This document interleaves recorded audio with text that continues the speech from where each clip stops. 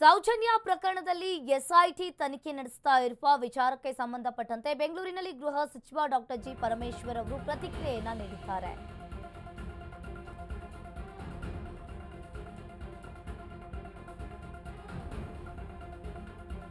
SIT ಅವರಿಗೆ ಏನು ಮಾಹಿತಿ ಸಿಕ್ಕಿದೆ ಅದು ನನಗೆ ಗೊತ್ತಿಲ್ಲ. ಎಸ್ಐಟಿ ತನಿಖೆಯಲ್ಲಿ ಬೇಕಾದಷ್ಟು ವಿಚಾರವನ್ನ ಕಲೆ ಹಾಕ್ತಿರ್ತಾರೆ. ಅದಕ್ಕಾಗಿ ಉದಯ್ ಜೈನ್ ಅವರನ್ನ ಎಸ್ಐಟಿಗೆ ಕರೆಸಿರಬೇಕು. ಇನ್ನು ಲಿಂಕ್ಗಳ ಬಗ್ಗೆ ಎಸ್ಐಟಿ ಅಧಿಕಾರಿಗಳು ಪರಿಶೀಲನೆ ಮಾಡಬೇಕಲ್ವಾ ಅಂತ ಪ್ರಶ್ನೆ ಮಾಡಿದ್ದಾರೆ.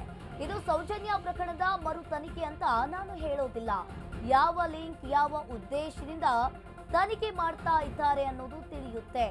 ಸೌಜನ್ಯ ಪ್ರಕರಣದಲ್ಲಿ ಎಸ್ಐಟಿ ತನಿಖೆ ನಡೆಸುತ್ತಿರುವ ವಿಚಾರ ಬೆಂಗಳೂರಿನಲ್ಲಿ ಗೃಹ ಸಚಿವ ಡಾಕ್ಟರ್ ಜಿ ಪರಮೇಶ್ವರ್ ಅವರು ಪ್ರತಿಕ್ರಿಯೆಯನ್ನ ನೀಡಿರುವಂತದ್ದು.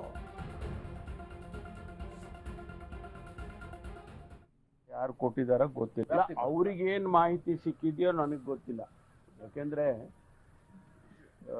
ಒಂದೊಂದು ತನಿಖೆಯಲ್ಲೂ ಕೂಡ ಬೇಕಾದಷ್ಟು ವಿಚಾರಗಳನ್ನ ಅವರು ಕಲೆ ಹಾಕಬೇಕಾಗುತ್ತೆ.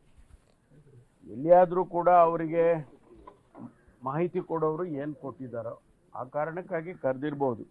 ಅದನ್ನ ಅವ್ರ ಹತ್ರ ಚರ್ಚೆ ಮಾಡಿ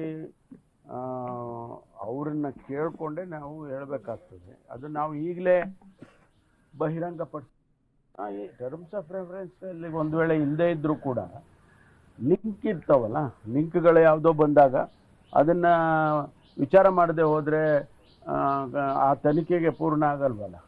ಅವರು ಕ್ರಾಸ್ ರೆಫರೆನ್ಸ್ ಅಲ್ಲಿ ಯಾವ ಮಾಹಿತಿಯನ್ನ ಈಗೇನು ತನಿಖೆ ಮಾಡ್ತಾ ಇರುವಾಗ ಯಾರು ಕೊಟ್ಟಿದಾರೋ ಗೊತ್ತಿಲ್ಲ, ಅದರದ್ದು ಎಕ್ಸಾಮಿನ್ ಮಾಡಬೇಕಲ್ಲ. ಇಲ್ಲ ಬಿಡದೆ ಇದ್ರೆ ಅದು ಬಿಟ್ಬಿಟ್ರು ಅಂತ ಹೇಳ್ತಾರೆ.